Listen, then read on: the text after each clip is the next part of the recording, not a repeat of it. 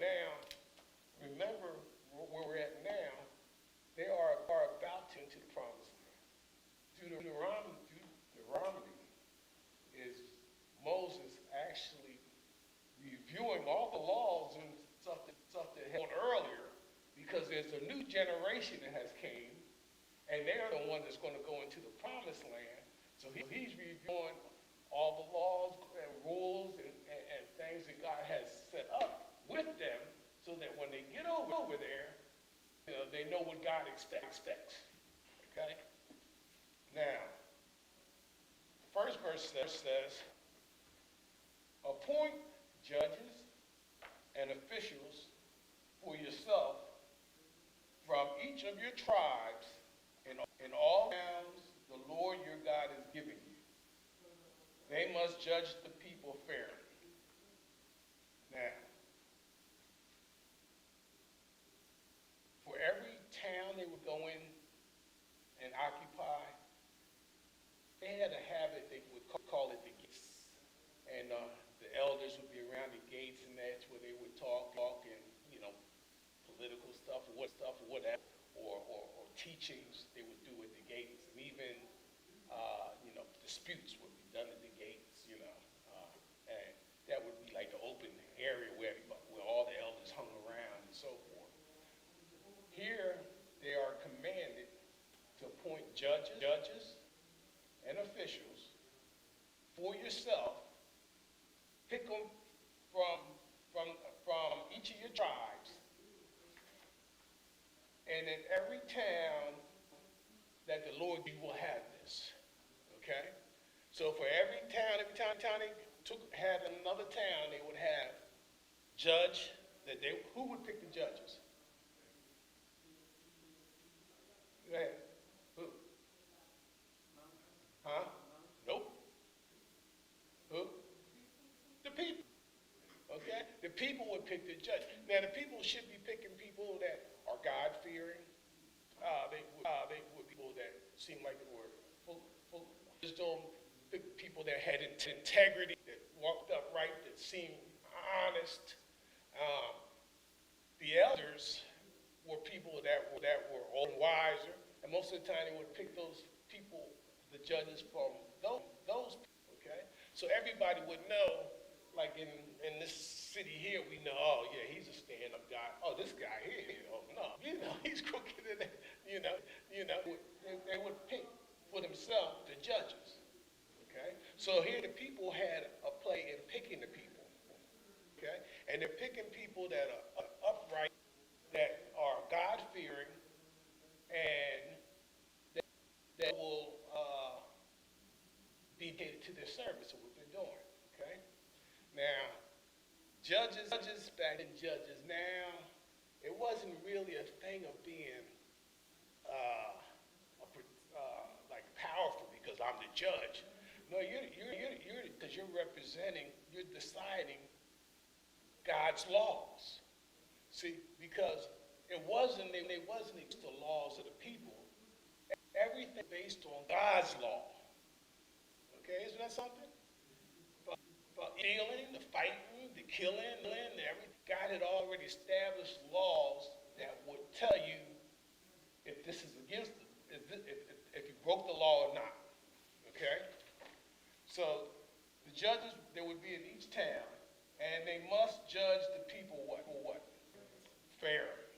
And when we talk about fairly, what does that mean? The same. And how would it be the same? Because you go by what the law says. Okay, ain't that kind of easy? All right. So no matter what you would bring to me, all I would have to hear and look at the law and see if you broke the law or not. All right. I don't have to worry about the situation. I don't have to worry about you was on medication that day. I don't have to worry about you had a bad day at school. No. I'm going by what the law says. Okay?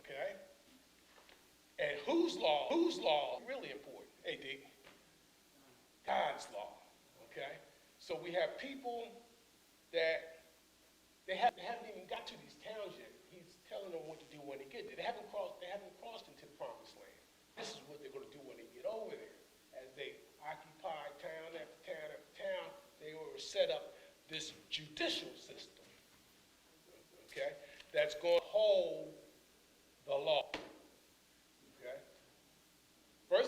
the law is because God made the law.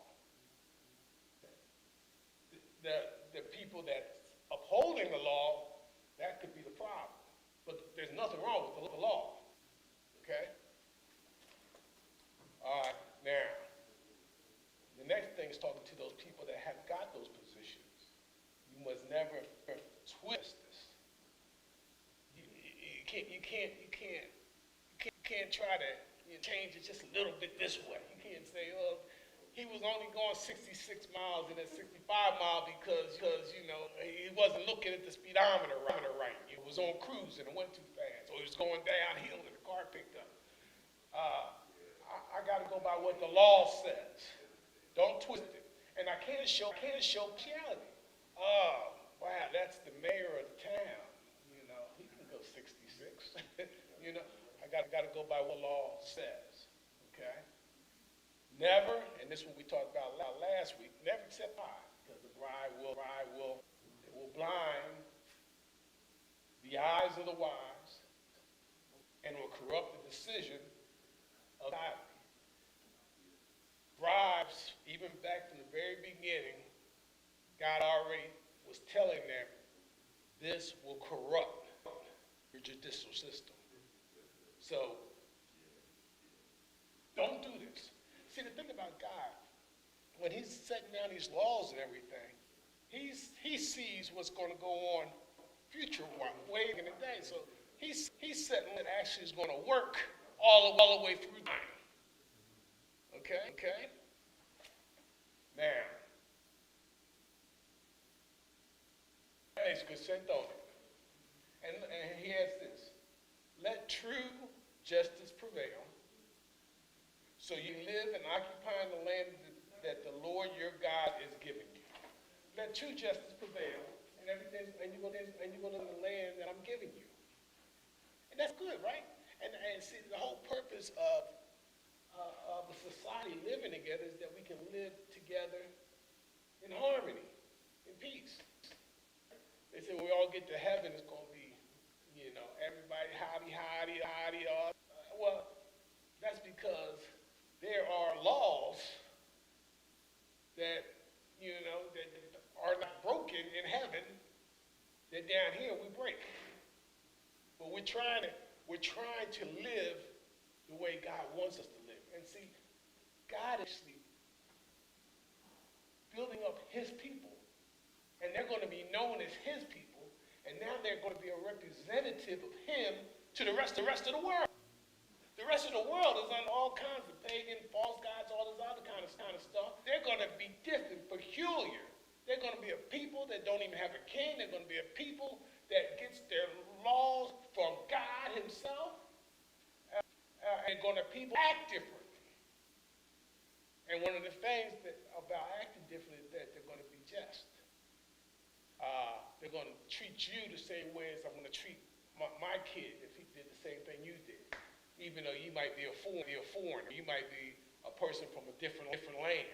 That's not going to make a difference because we're showing true justice. Okay? So, all that sounds great, don't it? Beautiful. Beautiful place to be, ain't it? Now, a lot of our laws and things, especially in America, they say little people. God-fearing people that make the Constitution and so forth.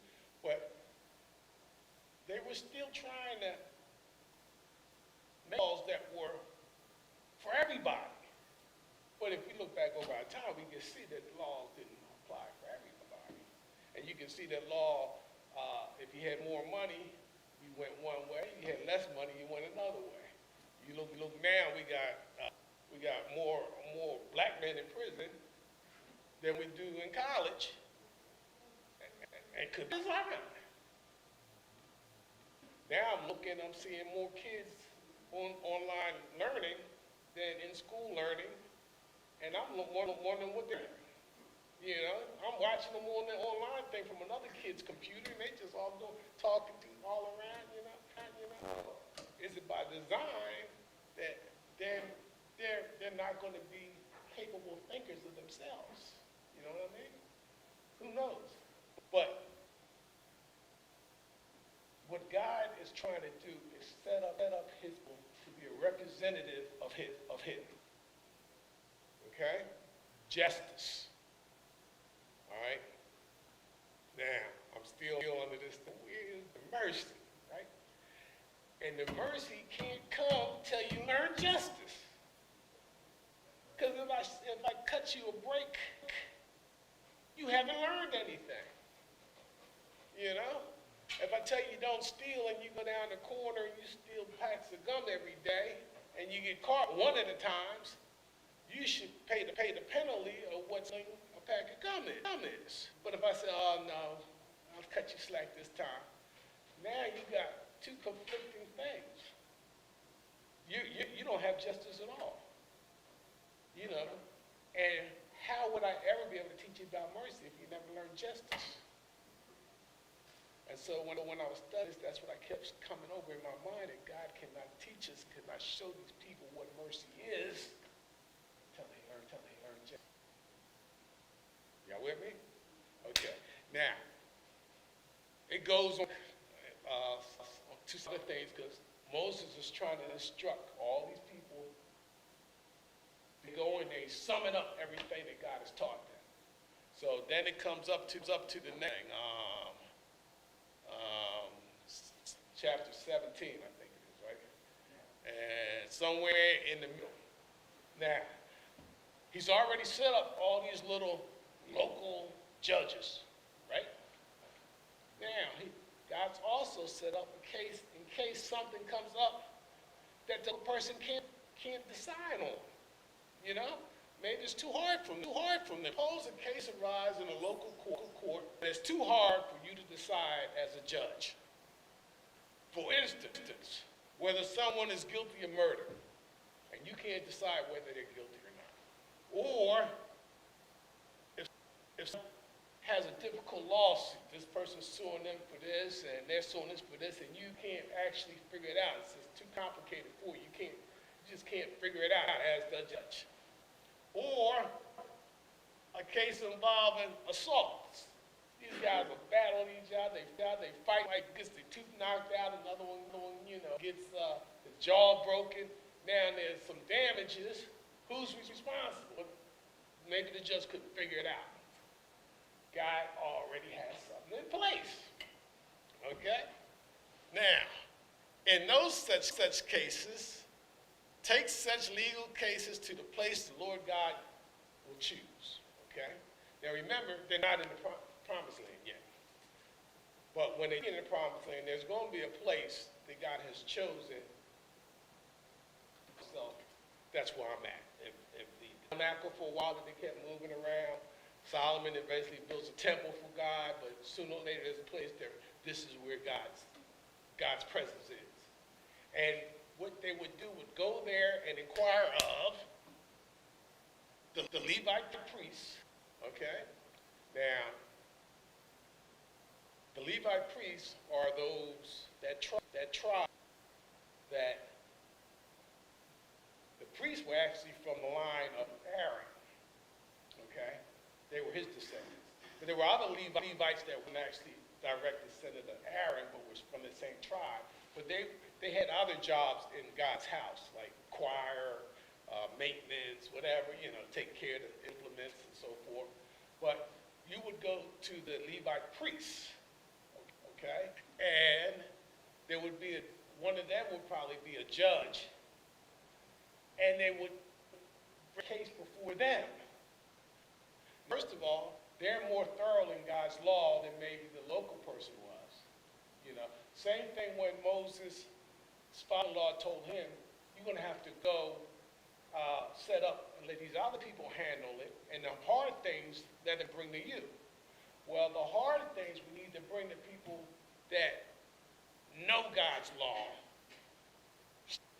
God's law, under God's law, and let them handle the case. Okay? Now, which I said, that's like the Supreme Court. Well, not really. Okay? This is the place where it was too hard for the local people. The case then goes to the priest, the judge up there, And once it gets there, they will find the answer. Okay? And what are they going to base it on? God's law. So once they figure out God's law, they'll know whether you broke it or not. Right? Right? Whether you're guilty or not. They'll know what God said the penalty is for doing it.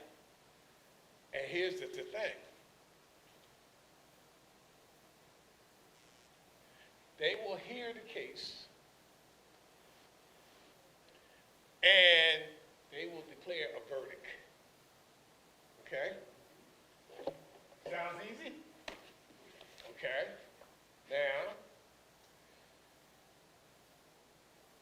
here's what the law says then. Once you hear that verdict, you must carry out the verdict they announce and the sentence they prescribe at the place the Lord chooses. You must do exactly what they say. Okay? So now, the verdict that comes down is not debatable. It's final. You have to carry. And whether you like it or not, that's not what it's about. Okay? Whether you want to appeal, it ain't about that. All right? They have come to a verdict. It's up to you to carry it out. And it says here, after they interpret the law and declared their verdict, the sentence they impose must be fully executed. Do not modify it in any way. Okay? Now, in the King James Version, in verse 10, I like that a little bit better. They say, and thou shalt bring to the sentence which they of that place which the Lord shall choose shall show thee, and thou shalt observe to do. Wait.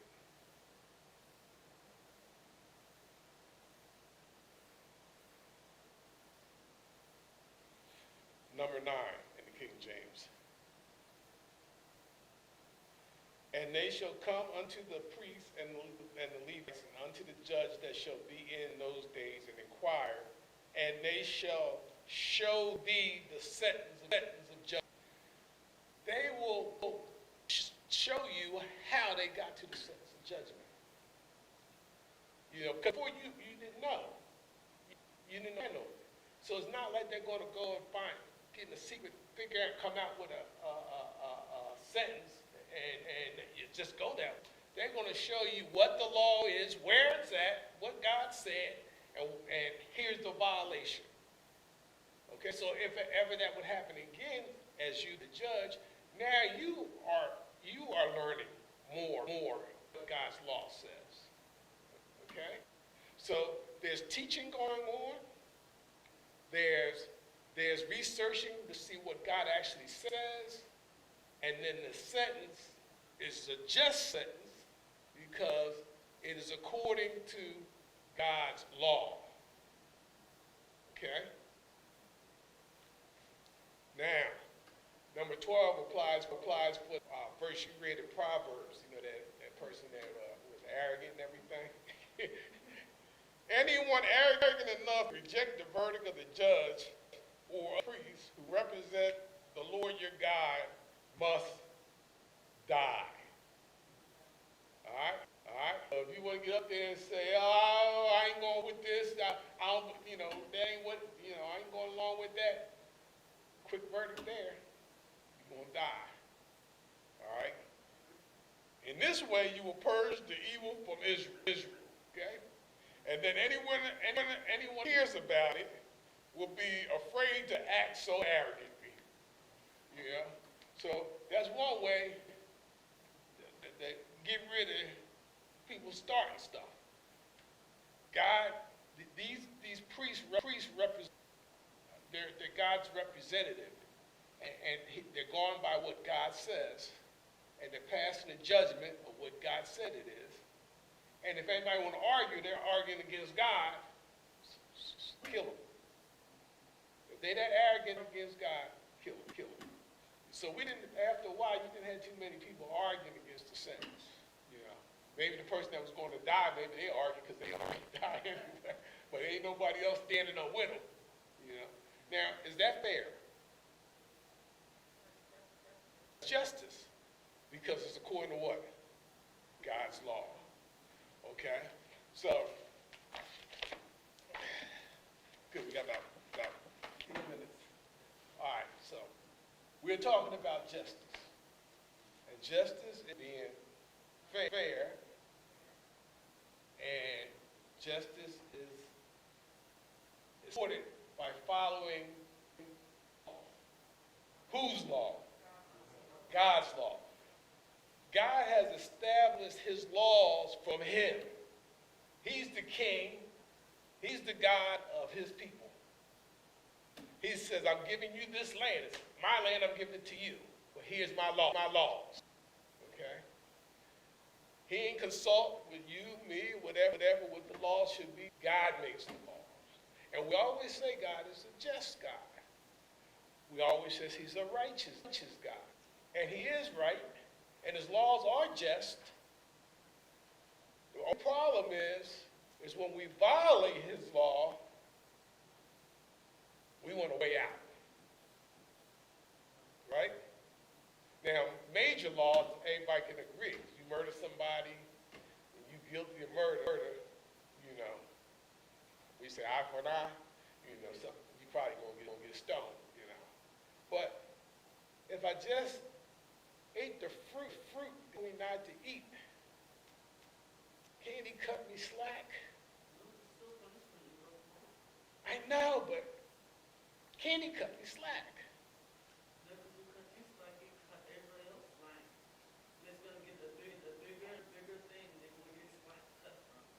And could I then call God just? If he cuts me because I'm a deacon, he's slack, but he punishes our nuggets. Right? No. So justice has to be fair and has to be the same. But God's justice is just. And all through the Bible, you'll see justice and righteousness all throughout the Bible. Justice and righteousness, they're almost like twins. Because God is just and he's full of righteousness. And see, I was stuck where was God's mercy.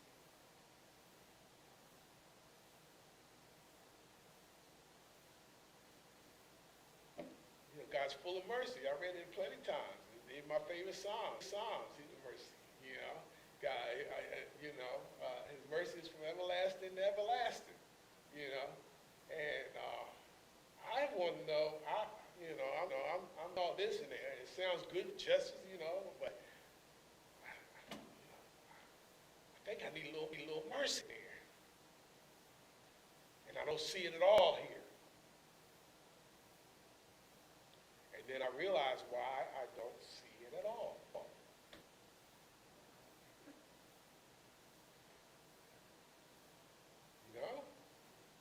You know why I know? Because, see, God is still teaching his people who he is. He cannot tell that he's a God full of mercy until they know he's a God that is just. And man's justice. So at this point, when I'm reading the story, even before they get into the promised land, God is still in the process of teaching us and teaching laws. And how they have to uphold his standards, and how they can't twist his standards. They have to follow the law to the letter. And then, you know, we're saved and we got Christ for us, and we look back at the Old Testament and we say, oh my goodness, I'm glad I live in your grace, you know. And the law just taught people how far they're away from how much they needed to be saved. Well, he said that, but it also taught them that God is just, that God is full of justice, that he demands justice. We talked before you got here, there was only one law he made with Adam and Eve. There was only one law. That's only one. But once they broke the law, God had to be just. Now, if you look in between the lines, you can see his mercy. Because even in his punishment, he was telling us that there was going to be something that was going to happen between the seed and a wheat, and that, that actually Christ was going to come and reunite us back to him. But God is just. He cannot stay in sin. He won't put up with sin. Laws are to help us to stay away from sin. But once we became sinners and born into sin, we can't help ourselves. But that has no reason why God can't still be just. There's no reason why justice still can't hurt or still can't be held up. I can't change the law just because you're weak. I can't change the law just because you can't seem to do it. Even Christ, when he came, he says, I didn't come to get rid of the law, to fulfill the law. Because there's nothing wrong with the law. The wrongness is in us. So we, just like he's teaching now, we got to that God himself expects us to obey his laws. He changed. Still the same. It might be worded a little different from the New Testament. He's saying the same thing. Love God with all your heart, all your mind, all your soul.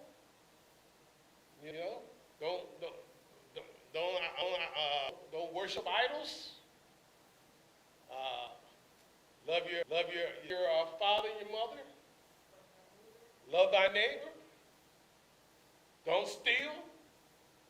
Don't kill.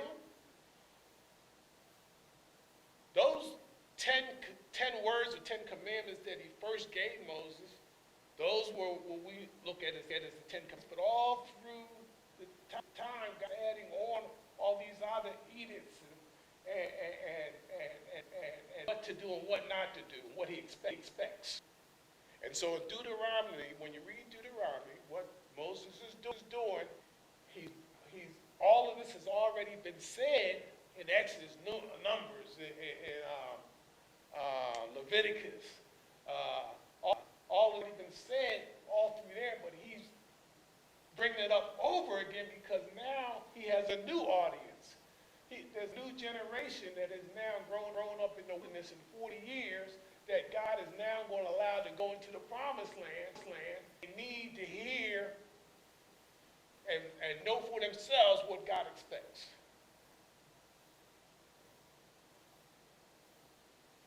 Y'all good with that?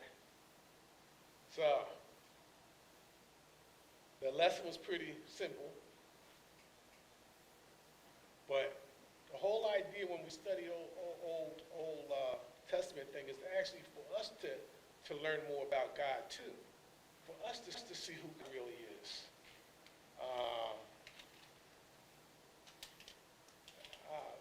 God is more than the creator of everything. God, I mean, we can't even really imagine what God is, but he's teaching his children all through the Bible who he is, what he is, expects, what he won't tolerate, you know.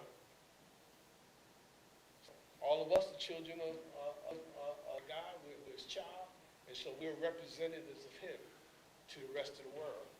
And so when the rest of the world sees us, they should see not just us, but see who we represent. So even though this was a lesson about judges, it's also about leaders. It's also about, if you're in a position where you're leading people, you have to do it with justice. And you should be doing it to God's law. When you say love one another, even though I can't stand this person, and they're with me, I can't treat them any different than the person I like the most. I shouldn't, And we do that quick. You'll be short with somebody, like turn your head real quick to them. That's not right. That's almost being like an evil judge, And so that's what God is trying to tell us. We all need to act just according to his law. All right, humble ourselves. Because when you act, you feel you're arrogant. God don't like arrogant. You're boastful, you're self-conceited. You think you're all that. God don't like that. He'll humble you quickly. But that's why when you feel those kind of feelings in you, you got to humble yourself and realize, by the grace of God, could be me. I just happen to, that demon ain't bothering me the way it's bothering them. I'm a little stronger than to be pulled down into that, And I'm going to show love, even if I got to force myself to, because that's what God demands. Y'all with me? Okay, so I think we might be getting this. This might be our last part of justice. I don't know, but I'll be excited to see what's next. I don't know. No more justice? Another justice? Okay, all right. Because I'll learn something else. So, on the next lesson, what book is it? Oh, we're in Deuteronomy again.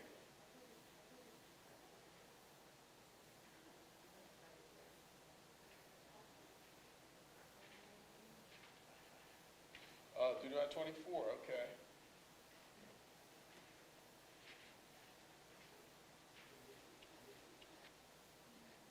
And this time when you read it, remember what Deuteronomy is all about and what God is preparing his